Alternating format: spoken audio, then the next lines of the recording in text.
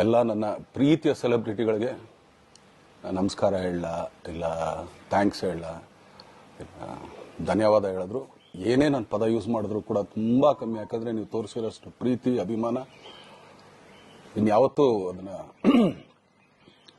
ಅದು ಯಾವ ಥರ ರಿಟರ್ನ್ ಮಾಡೋದು ನನಗೂ ಗೊತ್ತಾಗಲ್ಲ.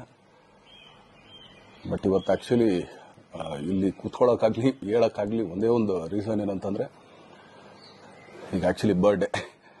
ಯಾಕಂದರೆ ನೀವುಗಳು ತುಂಬ ಆಸೆ ಪಟ್ಟಿದ್ರಿ, ನನಗೂ ತುಂಬಾ ಆಸೆ ಇತ್ತು. ಯಾಕಂದರೆ ಪ್ರತಿಯೊಬ್ಬರನ್ನು ಮೀಟ್ ಮಾಡಿ ಥ್ಯಾಂಕ್ಸ್ ಹೇಳೋಣ ಅಂತ ಹೇಳಿ. ಯಾಕಂದರೆ ಪ್ರತಿ ಸಲ ನೀವು ಬಂದಾಗಲೂ ಎಲ್ರಿಗೂ ನಿಂತ್ಕೊಂಡೆ ಆ್ಯಕ್ಚುಲಿ ಕೈ ಕೊಟ್ಕೊಂಡು ಎಲ್ರಿಗೂ ಒಂದು ಥ್ಯಾಂಕ್ಸ್ ಇಲ್ಲ ವಿಷಸ್ ತೊಗೊಳ್ತಾ ಇದ್ವಿ. ಬಟ್ ಈ ಸಲ ಒಂದೇ ಒಂದು ಪ್ರಾಬ್ಲಮ್ ಏನಂತಂದರೆ, ಏನೋ ದೊಡ್ಡ ಪ್ರಾಬ್ಲಮ್ ಅಂತ ನಾನು ಹೇಳ್ತಲ್ಲ, ನನ್ನ ಹೆಲ್ತ್ ಇಶ್ಯೂ ಅಷ್ಟೇ, ಇನ್ನೇನೂ ಇಲ್ಲ. ಯಾಕಂದರೆ ನಾನು ತುಂಬ ಹೊತ್ತು ನಿಂತ್ಕೊಳ್ಳೋಕ್ಕಾಗಲ್ಲ. ಯಾಕಂದರೆ ಏನು ಪ್ರಾಬ್ಲಮ್ ಅಂತ ನಿಮ್ಗಳಿಗೂ ತುಂಬ ಚೆನ್ನಾಗಿ ಗೊತ್ತು. ಯಾಕಂದರೆ ನಿಂತ್ಕೊಂಡು ನಾನು ಆ್ಯಕ್ಚುಲಿ ಎಲ್ರಿಗೂ ವಿಶ್ ಮಾಡೋಕ್ಕೆ ನನ್ನ ಕೈಲಿ ಆಗಲ್ಲ ಅಂತ. ಯಾಕಂದರೆ ಯಾವಾಗ ಇಂಜೆಕ್ಷನ್ ತೊಗೊಳ್ತೀನೋ ಒಂದು 15-20 ದಿನ ಅಲ್ಲಿ ಬಿ ಓಕೆ. ಬಟ್ ಆಮೇಲೆ ಮತ್ತೆ ಅದ್ರ ಪವರ್ ಕಮ್ಮಿ ಆಗ್ತಿರಂಗೆ ಪೇನ್ ಸ್ಟಾರ್ಟ್ ಆಗುತ್ತೆ. ಸೊ ಆಪ್ರೇಷನ್ ಅನ್ನೋದು ಕಟ್ಟಿಟ್ಟು ಬುತ್ತಿ, ಅದು ಎಲ್ರಿಗೂ ಗೊತ್ತು, ನನಗೂ ಗೊತ್ತದು. ಸೊ ಅದಂತೂ ಮಾಡಿಸ್ಲೇಬೇಕು ನಾನು. ಆದರೆ ಈಗಿರೋ ಕೆಲಸಗಳಲ್ಲಿ ಯಾರಾದ್ರು ನಾನು ಒಪ್ಕೊಂಡಿದ್ದೀನಿ ಸಿನಿಮಾಗಳು. ಸೊ ಯಾಕಂದರೆ ನಾನೆಲ್ಲ ನನ್ನ ನಿರ್ಮಾಪಕರಿಗೂ ಥ್ಯಾಂಕ್ಸ್ ಹೇಳೋಕ್ಕೆ ಇಷ್ಟಪಡ್ತೀನಿ. ಯಾಕಂದರೆ ಇಷ್ಟು ದಿನ ಕಾದರು. ಸೊ ಅದೊಂದು ರೀಸನ್ಗೋಸ್ಕರ ಅವ್ರುಗಳು ಆ್ಯಕ್ಚುಲಿ ಇಷ್ಟು ದಿನ ಕಾದಿದ್ದಾರೆ. ನಾನು ಅವ್ರುಗಳಿಗೆ ಅನ್ಯಾಯ ಮಾಡಬಾರ್ದು. ಯಾಕಂದರೆ ಅವರು ಒಂದು ಏನೇನೋ ಪ್ರಾಜೆಕ್ಟ್ಗಳನ್ನು ಕೊಟ್ಟಿರ್ತಾರೆ ಅಂತ ಹೇಳಿ. ಸೊ ಅದಕ್ಕೋಸ್ಕರ ಸ್ವಲ್ಪ ಇದು ಮಾಡ್ತಾ ಇದ್ದೀನಿ. ಯಾಕಂದರೆ ಎಲ್ಲಿವರೆಗೂ ಪುಷ್ ಆಗುತ್ತೆ ಅಲ್ಲಿವರೆಗೂ ಪುಷ್ ಮಾಡೋಣ ಅಂತ ನಾನು ಟ್ರೈ ಮಾಡ್ತಾ ಇದ್ದೀನಿ, ಇಲ್ಲ ಅಂತಲ್ಲ. ಸೊ ಆದ್ದರಿಂದ ದಯಮಾಡಿ ಎಲ್ಲ ನನ್ನ ಸೆಲೆಬ್ರಿಟಿಗಳು, ನನ್ನ ಪ್ರೀತಿಯ ಸೆಲೆಬ್ರಿಟಿಗಳು, ಇದೊಂದ್ಸಲಿ ನನಗೆ ಕ್ಷಮೆ ಕೊಟ್ರಿ. ಯಾಕಂದರೆ ನಾನು ಸಿಗ್ತೀನಿ, ನಾನು ಸಿಗಲ್ಲ ಅಂತಲ್ಲ, ಖಂಡಿತ 101% ನಾನು ಸಿಕ್ಕೇ ಸಿಗಬೇಕು. ಯಾಕಂದರೆ ನಿಮ್ಮೆಲ್ಲ ಇಂಡಿವಿಜುವಲಿ ನಾನು ಥ್ಯಾಂಕ್ಸ್ ಹೇಳಲೇಬೇಕು ಅದನ್ನು. ಆದರೆ ಈಗಲ್ಲ, ಇನ್ನೊಂದು ಸ್ವಲ್ಪ ದಿನ ಆಗಲಿ. ಯಾಕಂದರೆ ನಂದು ಸ್ವಲ್ಪ ಯಾಕಂದರೆ ಈಗಲೇ ಕಾಲೆಲ್ಲ ಸ್ವಲ್ಪ ನಂಬಾಗ್ತಾ ಇದೆ. ಸೊ ಸ್ವಲ್ಪ ನಮ್ಮ ಡಾಕ್ಟರ್ ಹತ್ರ ಎಲ್ಲ ನಾನು ಕನ್ಸರ್ನ್ ಮಾಡಿ ಏನು ಮಾಡ್ಬೋದು ಅದಕ್ಕಿನ್ನು ನೆಕ್ಸ್ಟ್ ಅಂತ ಹೇಳಿ. ಯಾಕಂದರೆ ಸ್ಪೈನಲ್ ಕಾರ್ಡ್ ಪ್ರಾಬ್ಲಮ್ ನಿಮಗೂ ತುಂಬ ಚೆನ್ನಾಗಿ ಗೊತ್ತು. ಸೊ ಇದೊಂದು. ಆಮೇಲೆ ದಯಮಾಡಿ ಯಾವ ಹೂವಾಪೋಗಳಿಗೂ ನನ್ನ ಸೆಲೆಬ್ರಿಟಿಗಳು ಕಿವಿಗೆ ಹಾಕೋಬೇಡ್ರಿ. ಈಗ ಮೊನ್ನೆದು ಒಂದು ಇದಿತ್ತು, ಏನೋ ಯಾರೋ ನಿರ್ಮಾಪಕರು ಕೊಟ್ಬಿಟ್ರು, ಹಂಗೆ ಹಿಂಗೆ ಅದು ಇದು ಎಲ್ಲ. ಹೌದು, 101%. ಯಾಕಂದರೆ ಸೂರಪ್ಪ ಬೊಬ್ಬ ಅವ್ರಿಗೆ ಆ್ಯಕ್ಚುಲಿ ವಾಪಸ್ ಕೊಟ್ಟಿದ್ದು ಏನಕ್ಕೆ ಅಂತಂದರೆ, ಸೂರಪ್ಪ ಬೊಬ್ಬ ಅವ್ರು ಆ್ಯಕ್ಚುಲಿ ನನ್ನ ಹತ್ರ ಸಿನಿಮಾ ಮಾಡೋಕ್ಕೆ ಬಂದಾಗ ಅವ್ರದ್ದು ತುಂಬ ಕಮಿಟ್ಮೆಂಟ್ಸ್ ಏನೋ ಇತ್ತು ಪಾಪ.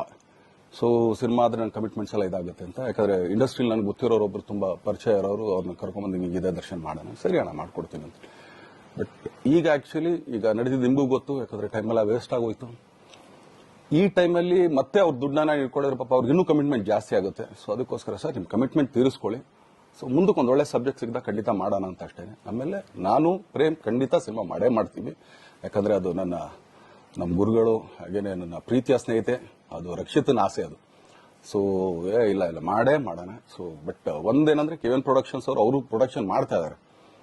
ಸೊ ಪ್ರೊಡಕ್ಷನ್ ನಡೀತಾ ಇರ್ಬೇಕಾದ್ರೆ ಪುನಃ ಇನ್ನೊಂದು ಪ್ರೊಡಕ್ಷನ್ ಅಂದಾಗ, ಯಾಕಂದ್ರೆ ನನ್ನ ಒಂದು ಅನಿಸಿಕೆ ಅಂತಂದ್ರೆ, ಯಾವ ನಿರ್ಮಾಪಕ ಆಕ್ಚುಲಿ ಈಗ ಯಾವ್ದು ಪ್ರೊಡಕ್ಷನ್ ಇಲ್ದೇನೆ ಸುಮ್ಮನೆ ಇದ್ರೆ ಅಂಥವ್ರ ಜೊತೆ ಕೆಲಸ ಮಾಡೋರು. ಯಾಕಂದ್ರೆ ಪ್ರೊಡಕ್ಷನ್ ನಿಮಗೂ ತುಂಬಾ ಚೆನ್ನಾಗಿ ಗೊತ್ತು. ಇವಾಗ ನಡೀತಾರ ಒಂದು ಇದರಲ್ಲಿ ಒಬ್ಬ ನಿರ್ಮಾಪಕ ಇವತ್ತು ಅಡ್ವಾನ್ಸ್ ಕೊಟ್ಟೋದ್ರಿಂದ ಹಿಡಿದು ರಿಲೀಸ್ ಆಗೋ ತನಕ ಆತನ ಕೆಲಸ ತುಂಬಾ ಇದೆ.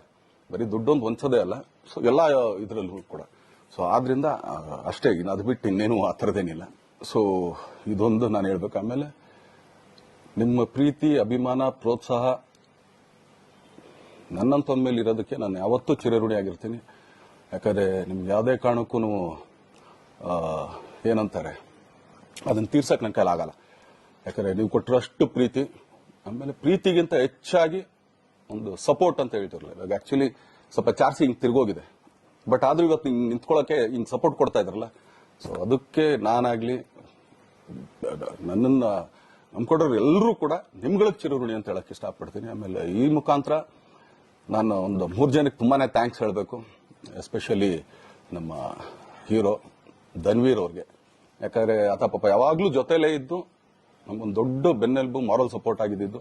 ಸೊ ಧನ್ವೀರ್ ಅವ್ರಿಗೂ ಥ್ಯಾಂಕ್ಸ್. ಹಾಗೇನೆ ನಮ್ಮ ಬುಲ್ಬುಲ್ ರಚಿತಾರಾಮ್ ಅವ್ರಿಗೂ ತುಂಬಾ ಥ್ಯಾಂಕ್ಸ್. ಹಾಗೇನೆ ನನ್ನ ಪ್ರಾಣ ಸ್ನೇಹಿತೆ ಆದ ರಕ್ಷಿತ್ಗೂ ಥ್ಯಾಂಕ್ಸ್. ಆಮೇಲೆಲ್ಲ ನನ್ನ ಸೆಲೆಬ್ರಿಟಿಗಳಿಗೂ ಅನಂತ ಧನ್ಯವಾದ ಅಂದ್ರೂ ಕೂಡ ತಪ್ಪೇ ಅದು. ಯಾಕಂದ್ರೆ ತುಂಬಾ ಚಿಕ್ಕದು. ಆಮೇಲೆ ಇದೊಂದು ಹೇಳ್ಬೇಕು ಅನ್ಕೊಂಡೆ, ಏನೋ ದರ್ಶನ್ ಆಕ್ಚುಲಿ ಬೇರೆ ಲ್ಯಾಂಗ್ವೇಜ್ಗೆ ಇಲ್ಲೇ ಇಷ್ಟೊಂದು ಪ್ರೀತಿ ಅಭಿಮಾನ ತೋರಿಸಿದ್ದೀರಾ, ಎಲ್ಲ ಮಾಡಿದ್ದೀರಾ, ಸುಮ್ಮನೆ ಎಲ್ಲಿಗೆ ಅಂತ ಹೋಗ್ಲಿ, ಸಾಯೋವರ್ಗು ಇಲ್ಲೇನೆ. ಇಲ್ಲಿ ಬಿಟ್ಟು ಇನ್ನೆಲ್ಲೂ ನಾನು ಹೋಗಕ್ ಆಗೋದು ಇಲ್ಲ. ಯಾಕಂದ್ರೆ ಒಂದು ಈಸಿ ಆಗಿದ್ದನ್ನ ಹೇಳ್ತೀನಿ. ಕಾವೇರಿ ಎಲ್ಲಿ ಹುಡ್ತಾಳೆ ಅಂತ ನಿಮಗೂ ತುಂಬಾ ಚೆನ್ನಾಗಿ ಗೊತ್ತು. ಆ ಕೊಡಗಲ್ಲೇ ನಾನು ಹುಟ್ಟಿರೋದು. ಅವಳು ಅಲ್ಲಿ ಹುಡ್ತಾಳೆ ಕಾವೇರಿ, ಎಲ್ಲಾ ಕಡೆ ಹರ್ಕೊಂಡ್ ಬರ್ತಾಳೆ ಅವಳು. ನನ್ ಸೀಮಿತ ಇರೋದು ಬರೀ ಮೇಕೆದಾಟ್ ಅಷ್ಟೇನೆ. ಅದರಿಂದ ಮುಂದಕ್ಕೆ ಹೆಂಗ್ಯಾರು ಹರ್ಕೊಡೋದ್ರು ಅದಕ್ಕೊಂದು ಸಂಬಂಧ ಇಲ್ಲ ನಂಗೆ. ಸೊ ಆ ತರ ನಾನು ಯಾವಾಗ ಸಿನಿಮಾ ಮಾಡಿದ್ರು ಏನೇ ಮಾಡಿದ್ರು ಇಲ್ಲೇನೆ.